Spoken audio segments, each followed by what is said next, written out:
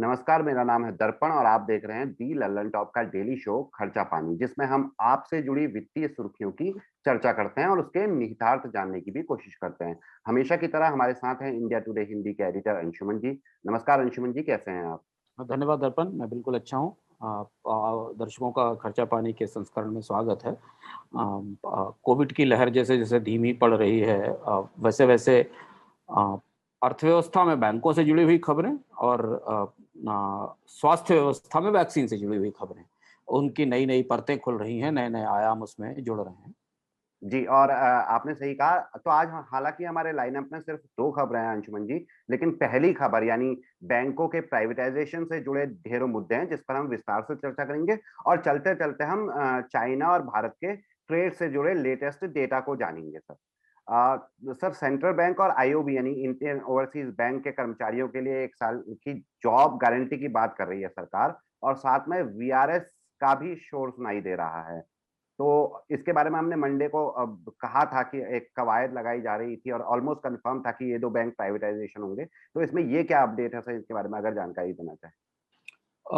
दर्पण, जैसे-जैसे बैंकों के प्राइवेटाइजेशन की प्रक्रिया तेजी से आगे बढ़ाने की कोशिश हो रही है, वैसे जो सबसे जटिल और प्रमुख मुद्दे हैं, वो बाहर आ गए हैं निकल कर, और वो सबसे महत्वपूर्ण मुद्दा है बैंकों के प्राइवेटाइजेशन में कर्मचारियों से जुड़ा हुआ हुआ। हुँ। क्योंकि पूरी तरह से जो अर्थव्यवस्था में से जुड़े हुए और बैंकिंग से जुड़े हुए लोग हैं, वो 2 हिस्सों में बँटे हुए हैं। एक वो हिस्सा है जो बैंकों के निजीकरण को अनिवार्य ज़रूरी मान रहा है, सिर्फ़ इसलिए क्योंकि सरकार को पूँजी चाहिए, पैसा चाहिए, विनिवेश के लिए सरकार के पास खर्च बहुत ज़्यादा और संसाधनों की कोई बढ़ने की कोई संभावना नहीं है। और उनका तर्क ये भी है कि बैंकों को एफ़िशिएंट बनाने के लिए, सक्षम बनाने के लिए ऐसा करना ज़रूरी है। और दूसरी तरफ एक बड़ा तबका है जो ये मान रहा है कि प्राइवेटाइज़ेशन ज़रूरी नहीं है, नेसेसरी नहीं है, बैंकों को एफ़िशिएंट वैसे भी बनाया जा सकता है। ये बहस अपने-अपने राजनीतिक आग्रहों के हिसाब से अपने-अपने अपनी-अपनी अपेक्षाओं के आधार पर चल रही है। पर जो सबसे महत्वपूर्ण मुद्दा है और जिस मुद्दे को कोई इनकार नहीं कर रहा है सरकार के भीतर या सरकार के बाहर, वो है कर्मचारियों को लेकर।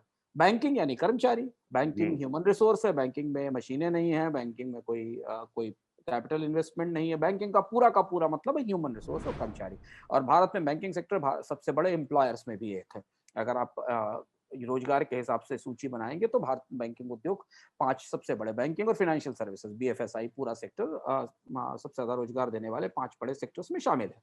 अब यहाँ उलझन सरकार के सामने एक ये है, अभी बैंकिंग एसोसिएशंस ने कुछ कहा नहीं है खुलकर। विरोध या जैसी चीज़ नहीं उन्हें पता है, क्योंकि उनके पास तक तो पहुँचा ही नहीं है प्रस्ताव। उनके पास जो सूचनाएँ मिल रही हैं वो हमारे जैसे लोगों से या बाकी जो सरकार के पास से जो सूचनाएँ निकल कर आ रही हैं उसके आधार पर मिल रही हैं। 2 बड़ी दुविधाएँ हैं कर्मचारियों को लेकर जिन पर चर्चा चल रही है। पहला सुझाव या पहली दुविधा ये है कि जिन बैंकों को निजीकरण में डाला जाना है, क्या उनके लिए सरकार को एक VRS scheme, voluntary retirement scheme लाई जानी चाहिए?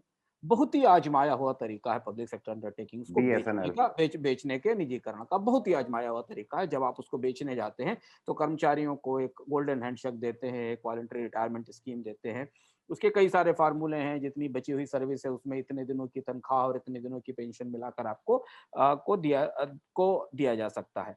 अब अभी इस वीआरएस के प्रस्ताव स्पष्ट नहीं है कि किस तरीके का वीआरएस लाने की बात हो रही है, क्योंकि ऐसा करने से पहले सरकार को 2 पक्षों से बात करनी पड़ेगी, बैंकों की यूनियन से, क्योंकि बैंकों में मजबूत कर्मचारी संगठन हैं।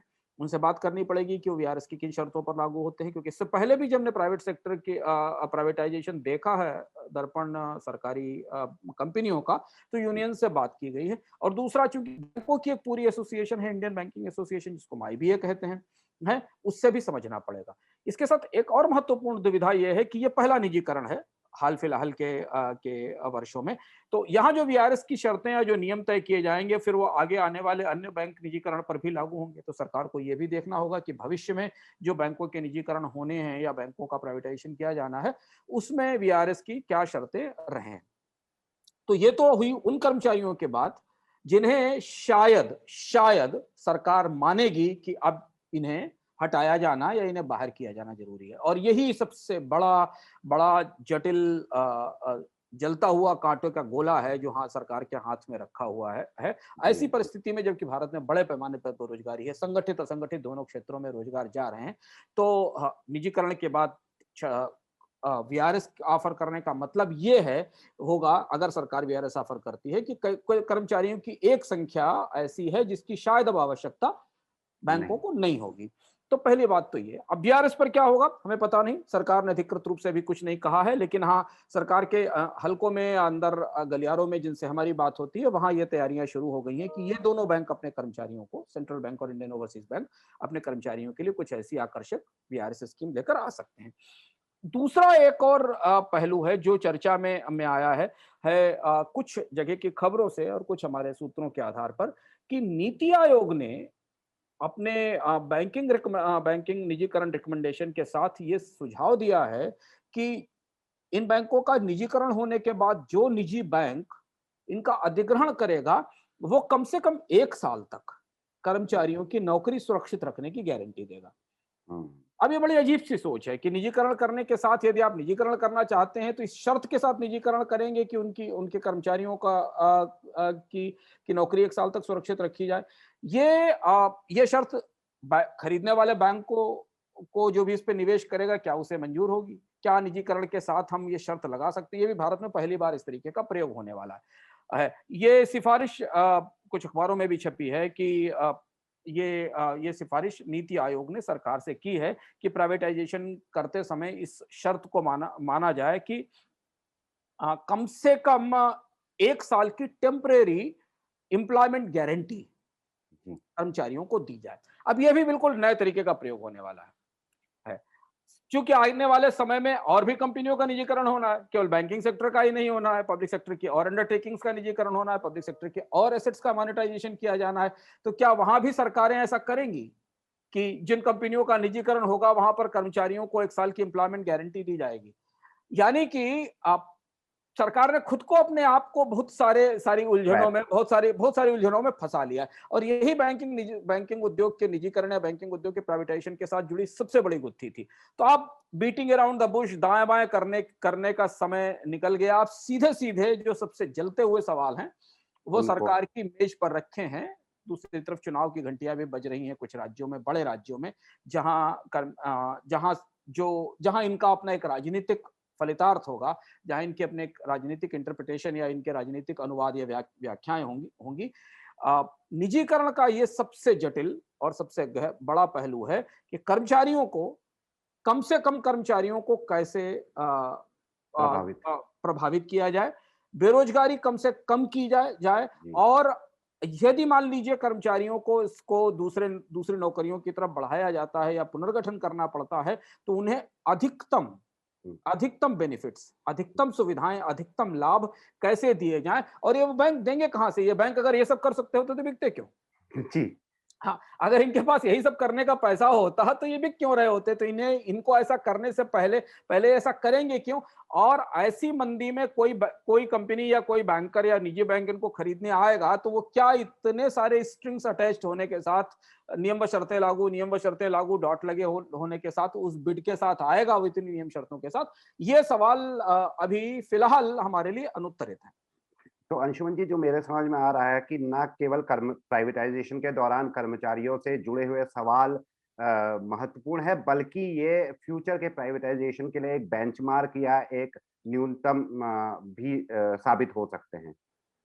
हाँ, केवल ये प्राइवेटाइजेशन क्योंकि कर्मचारी प्रमुख है। मैंने आपसे कहा ना कि जी। बैंकिंग में कर्मचारी सबसे सर्विस महत्वपूर्ण है। सेक्टर। जी। सर्विस सेक्टर है और सर्विस सेक्टर में ह्यूमन रिसोर्स ये नॉलेज बेस्ड इंडस्ट्री है, तो वहां सबसे महत्वपूर्ण कर्मचारी है। मशीनें नहीं कि आपने बदल दिया, तो कर्मचारी सबसे महत्वपूर्ण है हमेशा। और दूसरी महत्वपूर्ण चीज ये है कि ये अपने तरीके का पहला निजीकरण प्रयोग है जो जी। प्रेसिडेंट होगा, जो अपने किस्म का उदाहरण होगा या नमूना होगा आने वाले समय के लिए। तो जो भी सरकार को करना होगा वो बहुत सोच समझ के आगे करना होगा। और तीसरी सबसे बड़ी चीज ये कि कच्चे धागे से बंधी हुई तलवार सर पर लटकी है, समय बहुत कम जी। है। वित्त वर्ष इतनी तेजी से भाग रहा है, सरकार के खजाने की इतनी खराब स्थिति है कि राज्यों को पैसा देने में मुश्किल हो रही है, बजट चलाने में मुश्किल हो रही है। तो यही है, इसे जल्दी से जल्दी जुलाई अगस्त सितंबर तक सरकार को रास्ते पर आना होगा। तो ये तीन तरफ से एक तरीके की चुनौती है जिसके बीच में सरकार फंसी हुई है। अंशुमन जी, चुनौती और भी हैं, अगर हम इसके दूसरे पहलू पे बात करें अगर फिच की रिपोर्ट पर चर्चा करें तो फिच की रिपोर्ट कहती है कि सरकार को नाको चने चबाने पड़ सकते हैं इस प्राइवेटाइजेशन की पूरी कवायद के दौरान, इवन इफ माइनस कर्मचारी वाला पूरा इश्यू को अगर हम हटा भी दे तो।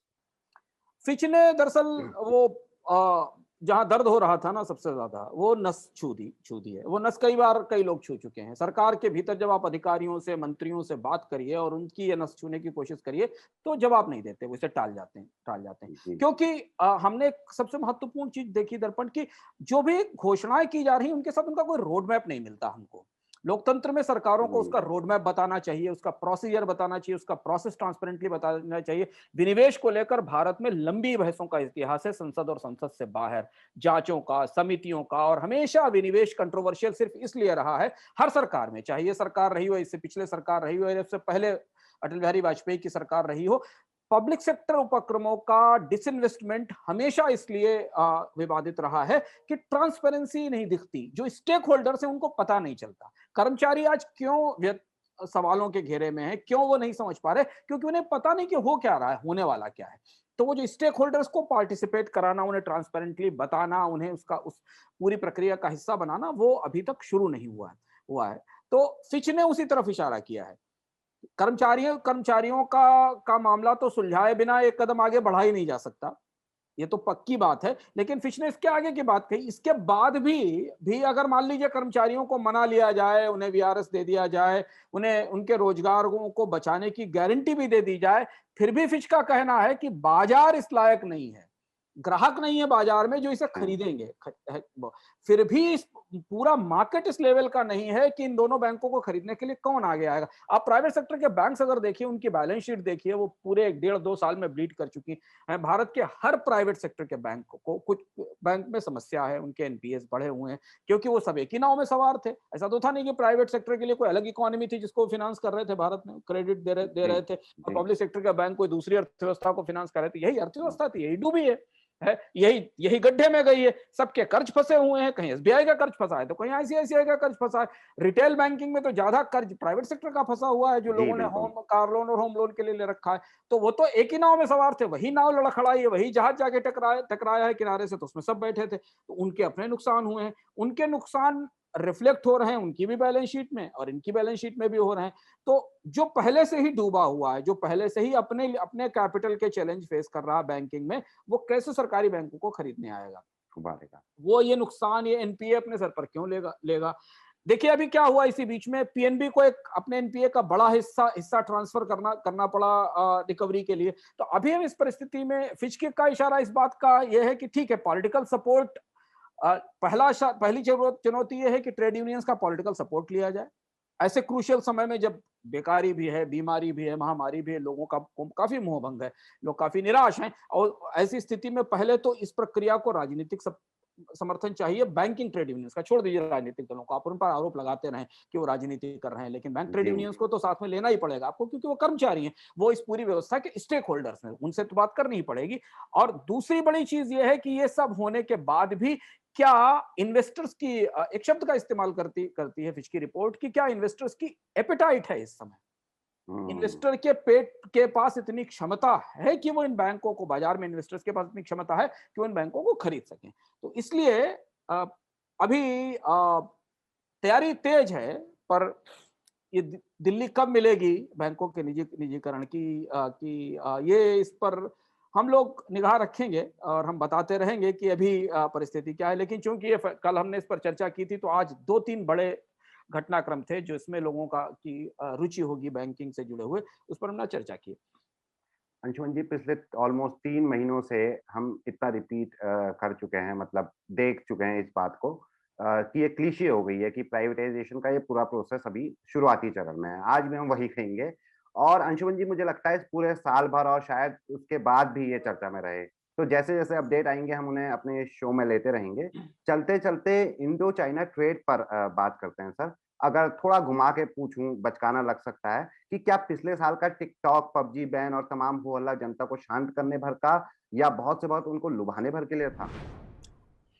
चीन देखिए, हमारी दर्पणम लगातार, अर्थात में इस बात को बड़े स्पष्ट रूप से तथ्य के साथ बताते रहे कि चीन हमारे जितने भी राजनीतिक पाखंड है उनका हिस्सा बन चुका है। चीन हमारी वास्तविकता है, चीन दुनिया की वास्तविकता है, चीन दुनिया जी, में सबसे बड़ी फैक्ट्री है, चाहे वो अमेरिका कहे या कोई भी कहे, पर चीन अ, आर्थिक रूप से अपनी अपनी क्षमता, अपनी ताकत दुनिया के बाजारों में मौजूद मौजूद है। हम अपने डोमेस्टिक ऑडियंस या श्रोताओं के हिसाब से भारतीय राजनीतिक दल चीन का विरोध भी करते हैं और वास्तविकता में कुछ भी उससे बदलता नहीं है। जो आंकड़े ट्रेड के हमारे पास अभी आए, जो कि पहले 5 महीने के आंकड़े जो चाइना के कस्टम्स डिपार्टमेंट ने जारी किए, वो ये बता रहे हैं कि भारत और चीन के बीच व्यापार में लगातार बढ़ोतरी हो रही है। पिछले साल चाइना भारत को अमेरिका को पीछे छोड़कर भारत का सबसे बड़ा ट्रेडिंग पार्टनर हो गया, और ये इसलिए बहुत हम्म, महत्वपूर्ण है समझना कि ठीक उससे पहले हमने भारत में चाइना पे बैन किया था, सीमा के ऊपर भारत और चीन के बीच टकराव हुआ था, रिश्ते चरम ढंग से खराब हो गए थे। लेकिन उसके बाद पिछले साल लॉकडाउन था, एयरपोर्ट और सीपोर्ट भी बंद रहे थे, उसके बाद भी और भारत से चीन का निर्यात हम्म, 2017 के बाद न्यूनतम स्तर पर आ गया था 2020 में। उसके जी, बाद भी चीन पिछले साल भारत का सबसे बड़ा ट्रेडिंग पार्टनर हो गया, यूएस को आगे हटाकर। तो ये समझ सकते हैं कि चीन की कितनी गहरी पैठ और कितनी गहरी एक्सेस है भारतीय अर्थव्यवस्था में। दूसरी महत्वपूर्ण बात समझना जरूरी है कि पिछले 5 महीने में जैसे-जैसे भारत में लॉकडाउन हटा है, भारत में आर्थिक गतिविधियों को सामान्य करने की कोशिश की है, उसका सीधा रिफ्लेक्शन है, उसकी सीधी तस्वीर हमको भारत और चीन के 5 महीने के व्यापार के आंकड़े में दिखाई देती है। रिकॉर्ड ग्रोथ दिखाई दी है। 70% डॉलर टर्म्स में भारत और चीन का द्विपक्षीय व्यापार बढ़ा है, और इसमें भारत से निर्यात ज्यादा बढ़ा है, चीन से आयात कम बढ़ा है। ये दिलचस्प चीज समझने वाली हम्म, है। भारतीयों ने क्या निर्यात किया है, इसका का ब्यौरा हमको कॉमर्स मिनिस्ट्री बाद में बताएगी। चीन ने भी उसका ब्यौरा नहीं बताया है, पर भारत से चीन को निर्यात होने वाली ज्यादातर चीजें दरअसल कच्चा माल है, दरअसल मिनरल्स हैं या अच्छा, नॉन प्रोसेस्ड चीजें हैं, और चीन से आने वाला भारत में ज्यादातर सामान फिनिश्ड प्रोडक्ट हैं, जिसमें कि मेडिकल इक्विपमेंट से लेके, जिनकी अभी हमको जरूरत पड़ी, से लेके इलेक्ट्रॉनिक्स हैं, पावर बच्चों के इक्विपमेंट हैं, और बहुत सारे ऐसी चीजें जो फिनिश्ड प्रोडक्ट के तौर पर आते हैं। पर आश्चर्य की बात यह है कि भारतीय अर्थव्यवस्था जब गहरी मंदी में हम्म, थी अ, लगभग 7% से ज्यादा का कंट्रक्शन इकोनॉमी में गंभीरता से दिख रहा था, कई सारे सेक्टर में मंदी थी। उस दौरान भी भारत और चीन के बीच व्यापार में और निर्यात में बड़ी बढ़ोतरी हुई है। हम्म, अब इसे चीन को बैश करने वाले लोग, चीन पर सवाल उठाने वाले लोगों के लिए ये ये खबर थोड़ी थोड़ी हतोत्साहित करने वाली है। पर जो व्यवहारिकता है बाजार की, वास्तविकता है, आप कितना भी पॉलिटिकल पाखंड या प्रपंच कर लें, पर अर्थव्यवस्था की वास्तविकताएं खत्म नहीं होती, वो वहीं खड़ी रहती हैं। उन्होंने एक बार फिर दिखाया है कि आप राजनीतिक रूप से कोई भी कैंपेन चलाते रह सकते हैं, लेकिन जब व्यापार की बात आएगी तो अर्थव्यवस्था को उन बाजारों की तरफ जाना पड़ेगा जहां से उन्हें सस्ता माल मिल रहा है। अब यहाँ अगर एक और पहलू जोड़ा जा सकता है कि यह व्यापार ठीक उस समय बढ़ा है जब भारत में आत्मनिर्भर भारत की सबसे ज्यादा चर्चा हो रही थी। हर दूसरे सांस में आत्मनिर्भर भारत, हर दूसरे सवाल में आत्मनिर्भर भारत, हर दूसरी चीज में भारत में आत्मनिर्भरता बढ़ाने की बात हो रही थी। जो प्रयास हुए हैं, जो पीएलआईज आई हैं या जो नई कंपनियां आई हैं, उनका असर आते आते समय लगेगा। भारत के लिए एक लंबा लंबा सफर होगा जब वो उस लेवल का, उस कॉस्ट का उत्पादन शुरू कर सके जिसे वो जिससे वो चीन को प्रतिस्पर्धा दे सके। लेकिन फिलहाल इस समय जो आंकड़े 5 महीने के हैं वो सामने हैं, और वो बता रहे हैं कि भारत और चीन के बीच व्यापार में 70% की रिकॉर्ड बढ़ोतरी हुई है। ये 5 मंथ में 48.16 बिलियन डॉलर पर पहुंच चुका है।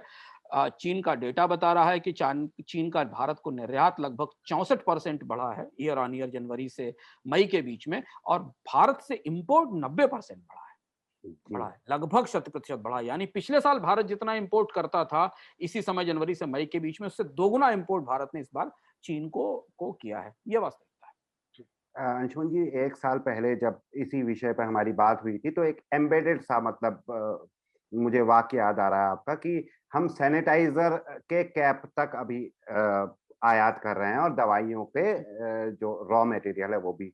तो जैसा अभी आपने कहा कि समस्त राजनीतिक प्रपंचों के बीच अर्थव्यवस्था की वास्तविकताएं खत्म नहीं हो सकती। शुक्रिया अंशुमन अंशुमन जी। और ये था आज का खर्चा पानी। नमस्कार।